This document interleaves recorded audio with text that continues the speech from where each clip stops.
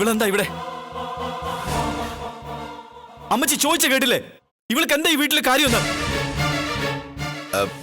അത് അവളിപ്പോ 2 ദിവസമായിട്ട് ഇവിടെ ഇടാ മോനെ. കാര്യങ്ങളൊക്കെ നിന്നോട് ഇവിടെ വന്ന് പറയാമെന്ന് കരുതിയാ അവിടെ വെച്ച് ഒന്നും സൂചിപ്പിക്കാതിരുന്നത്. നീ ഒന്ന് ഫ്രഷായി വല്ലതും കഴിക്ക, എന്നിട്ടെല്ലാം വിശദമായി പറയാം.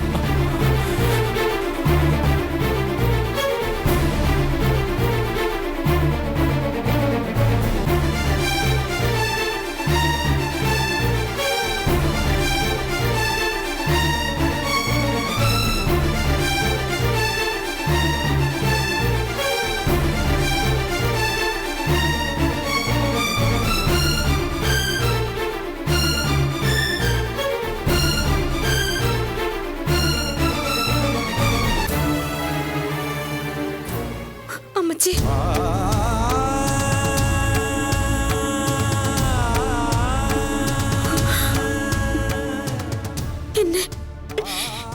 എന്നെ വിട്ടുകളയല്ലേ അമ്മച്ചി.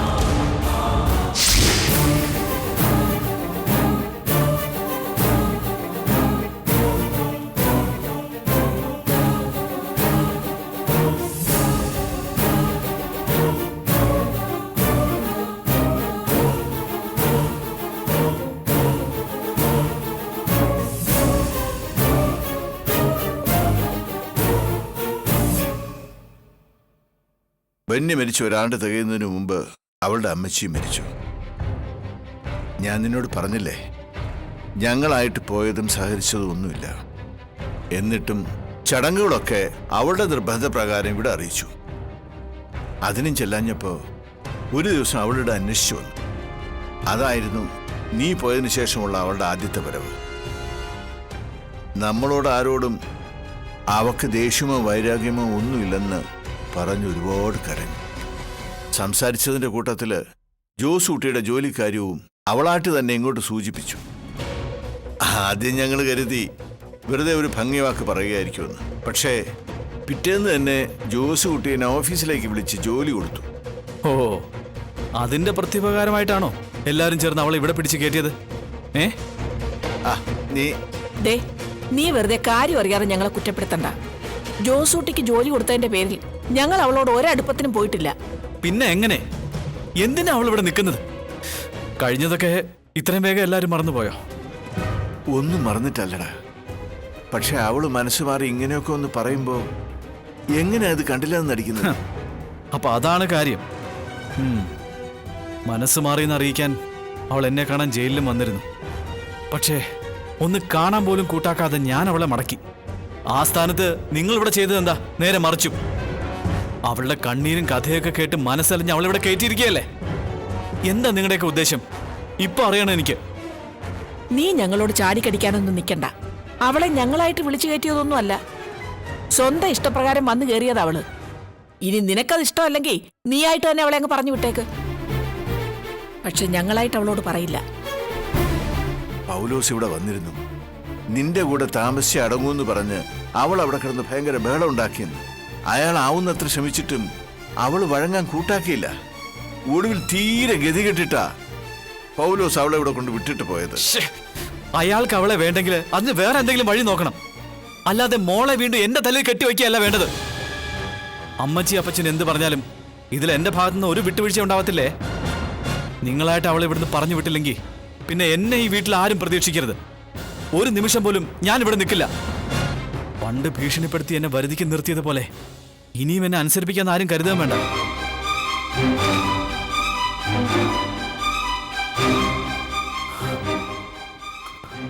ഒരുപാട് പ്രതീക്ഷയോട് കൂടിയാ ഈ ഒരു ദിവസത്തിന് വേണ്ടി ഞാൻ കാത്തിരുന്നത്.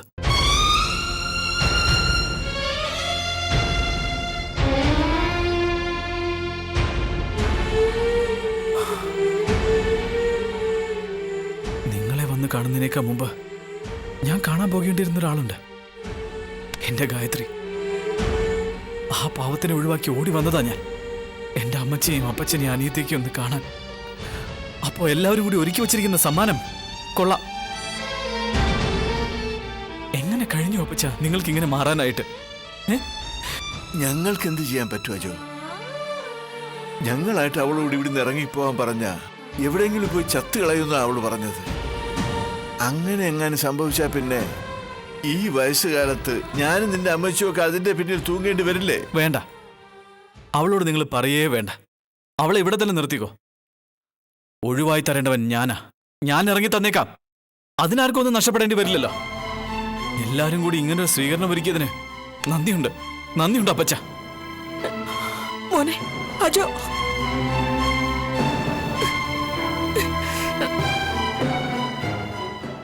അലൻ,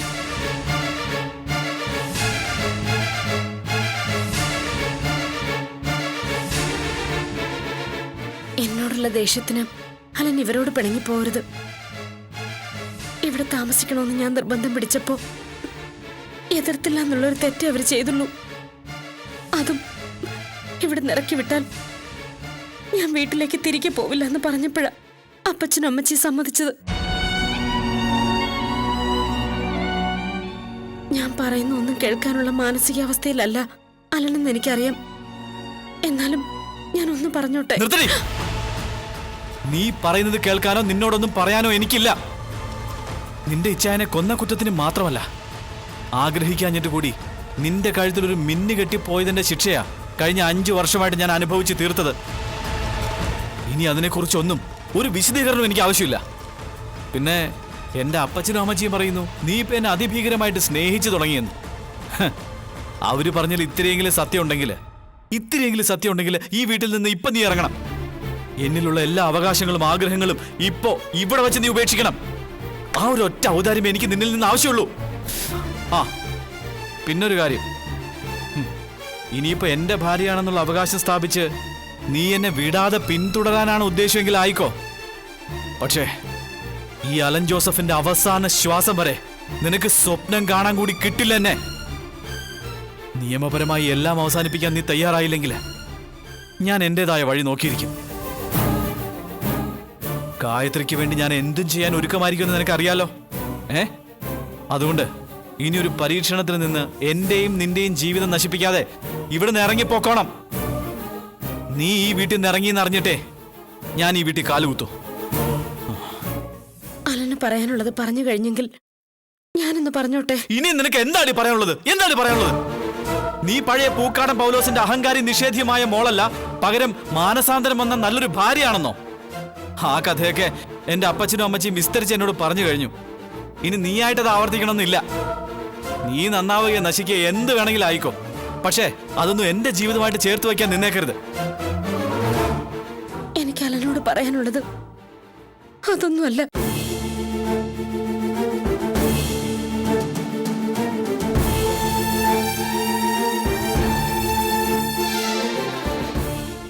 നിങ്ങൾ ഇനി ജീവിക്കേണ്ടത് ഗായത്രിയോടൊപ്പം.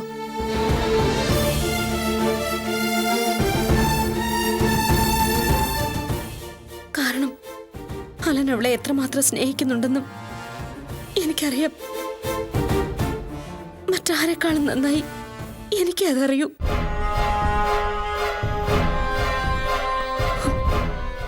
അതുകൊണ്ട് അലനെ ഞാൻ പൂർണ്ണമായും ഗായത്രിക്ക് വിട്ടു നൽകുക.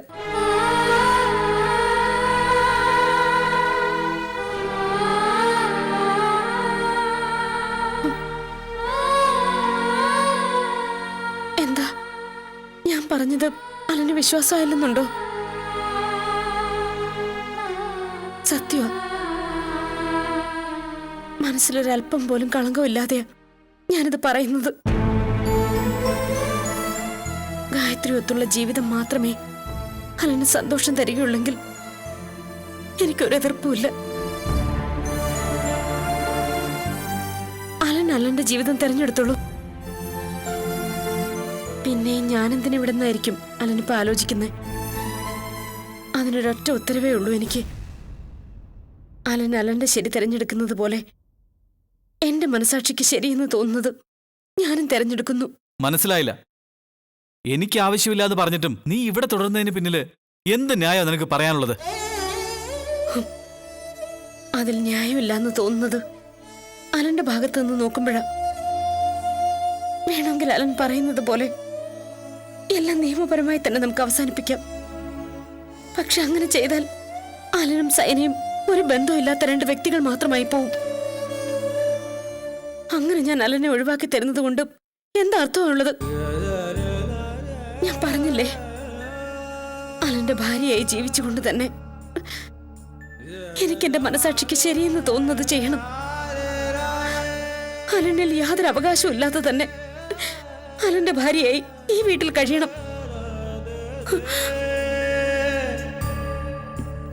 അലൻ ഒരു കാരണവശാലും പേടിക്കണ്ട. ഗായത്രിക്കൊപ്പം താമസിക്കുന്നതിനെതിരെ ഞാൻ ഒരു കോടതിയിലും പോവില്ല. ഇനിയിപ്പോ അവളെ ഈ വീട്ടിലേക്ക് കൊണ്ടുവന്നാലും ഞാൻ എതിർക്കാൻ പോകുന്നില്ല. ഒരു ഭാര്യ എന്ന അവകാശം ഉന്നയിച്ച് നിങ്ങളുടെ സ്വത്തിന്റെയോ സ്വകാര്യ സമ്പാദ്യത്തിന്റെയോ ഒന്നും പങ്കു ചോദിക്കില്ല, പരാതി പറയില്ല, ഒരു വിധത്തിൽ ശല്യം ചെയ്യാൻ വരികയില്ല.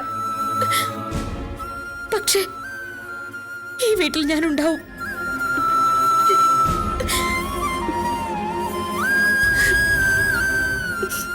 ഇനി അതല്ല, അപ്പച്ചനും അമ്മച്ചി ഇറങ്ങിപ്പോകാൻ പറഞ്ഞാൽ ഞാൻ ഇറങ്ങിപ്പോയിക്കോളാം. പക്ഷെ പൂക്കാടൻ ബംഗ്ലാവിലേക്കും സൈന ഒരിക്കലും ജീവനോടെ ചെന്ന് കയറില്ല. എന്റെ പാപ്പച്ചയന് ഞാൻ കൊടുത്ത വാക്കാത്, അത് ഞാൻ പാലിച്ചിരിക്കും.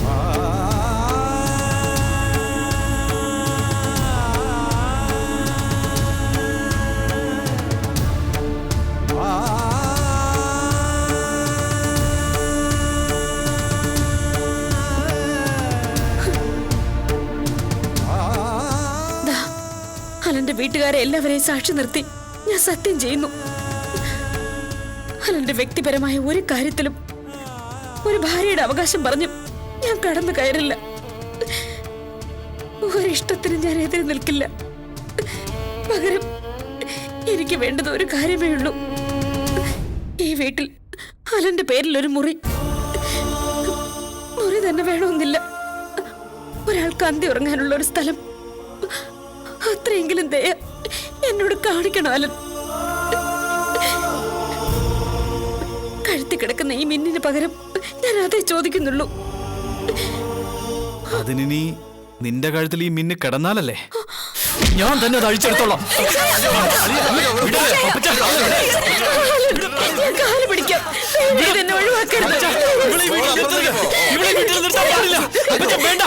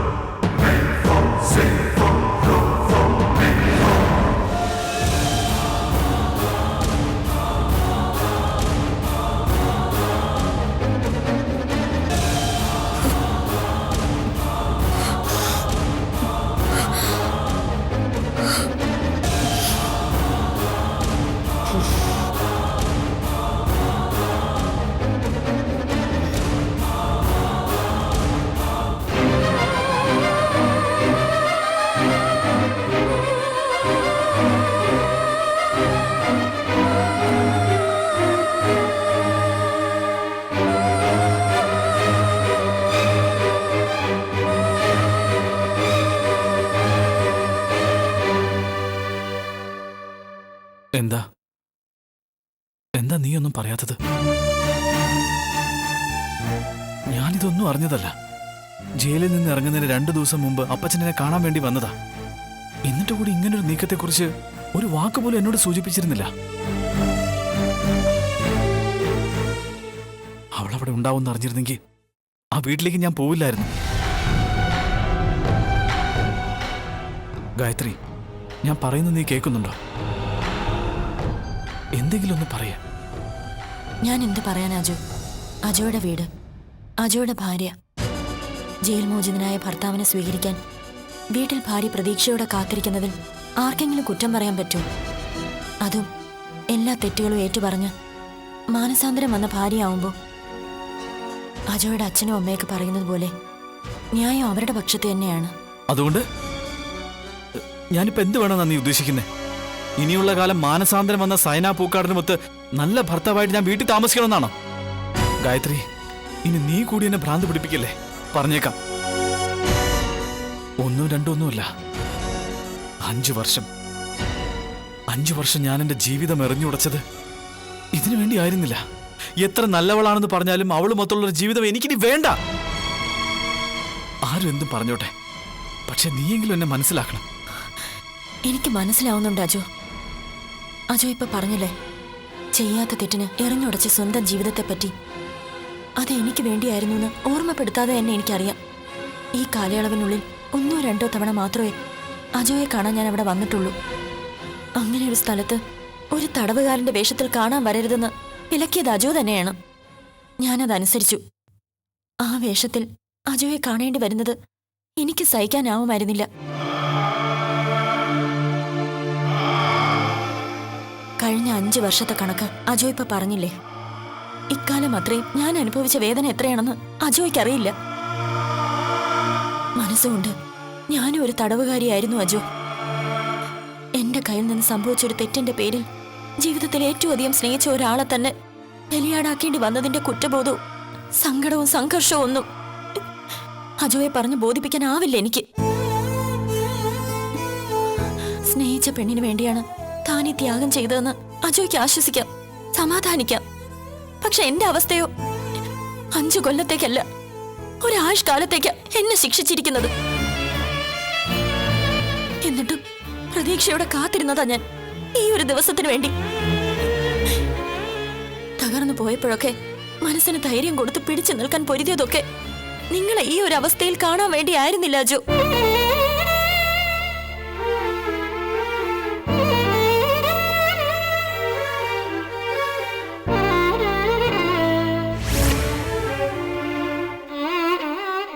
ഗൗരി തുടങ്ങി വെച്ച ബിസിനസ് ഏറ്റെടുത്തതും വളർത്തി വലുതാക്കിയതും ഒക്കെ എനിക്ക് വേണ്ടി മാത്രമായിരുന്നില്ല, നമുക്കും നമ്മുടെ മോൾക്കും വേണ്ടിയായിരുന്നു. ഞാൻ കാരണം പാഴായി പോയ നിങ്ങളുടെ 5 വർഷത്തിന് വേണ്ടി കഷ്ടപ്പെടുകയായിരുന്നു ഞാൻ. ശിക്ഷ കഴിഞ്ഞ് തിരിച്ചെത്തുമ്പോ തരക്കേടില്ലാത്തൊരു ബിസിനസ് സ്ഥാപനത്തിന്റെ തലപ്പത്ത് അജോയ്ക്ക് വേണ്ടി ഒരു കസേര ഞാൻ കരുതി വെച്ചു. ഒപ്പം എന്റെ ജീവിതവും. പക്ഷേ ഇപ്പൊ കാലം നമുക്ക് വേണ്ടി കരുതി വെച്ചിരിക്കുന്നത് മറ്റൊന്നാണ്. മാനസാന്തരം വന്ന ഭാര്യ നിങ്ങളുടെ വീട്ടിൽ നിങ്ങൾക്കൊപ്പം ജീവിക്കാൻ കാത്തിരിക്കുന്നു. ഞാൻ എന്ത് പറയാനാ? എനിക്കതിന് എന്ത് പറയാൻ പറ്റും? ഇല്ല ജോ, ഒന്നും പറയാനില്ല എനിക്ക്. ആർക്കൊപ്പം എവിടെ എങ്ങനെ ജീവിക്കണം തീരുമാനിക്കേണ്ടത് അജോ തന്നെയാണ്, ഞാനല്ല. ഞാൻ തീരുമാനിച്ചു കഴിഞ്ഞല്ലോ ഗായത്രി. അവളോടൊത്തുള്ള ജീവിതം എനിക്ക് പറ്റില്ല. അതിന് ആര് പറഞ്ഞാലും ഞാൻ അനുസരിക്കുകയില്ല. ഒരിക്കൽ അങ്ങനൊരു തീരുമാനമെടുത്ത എന്റെ പേരില് ഒരുപാട് പിഴ കൊടുക്കേണ്ടി വന്നവനാ ഞാൻ. ആ തെറ്റ് ഒരിക്കൽ കൂടി ആവർത്തിക്കാൻ എനിക്ക് പറ്റില്ല. എനിക്ക് ജീവിക്കണം, നിന്നോടൊപ്പം, നമ്മുടെ മോളോടൊപ്പം. അല്ലാതെ മറ്റൊന്നിനെ കുറിച്ച് ഞാനിപ്പോ ആലോചിക്കുന്നില്ല. എനിക്കൊന്നും അറിയാൻ വേണ്ട. പക്ഷേ അജു, അതെങ്ങനെ? എന്റെ അവകാശത്തിന്റെ പേരില അജു എന്റെ മോളുടെയും കൂടെ ജീവിക്കാൻ തയ്യാറാവുന്നത്? നിന്റെ കുഞ്ഞിന്റെ അച്ഛനാണെന്നുള്ള ഒരു ഒറ്റ അവകാശം മതി എനിക്ക്. എന്താ അത് പോരുന്നുണ്ടോ നിനക്ക്? ഞാനിനി വീട്ടിലേക്കില്ല, നിന്നോടൊപ്പം കഴിയണോ എനിക്ക്. സോറി, അത് പറ്റില്ല അജു. എന്താ എന്താ നീ പറഞ്ഞത്? എന്തുകൊണ്ട് പറ്റില്ല?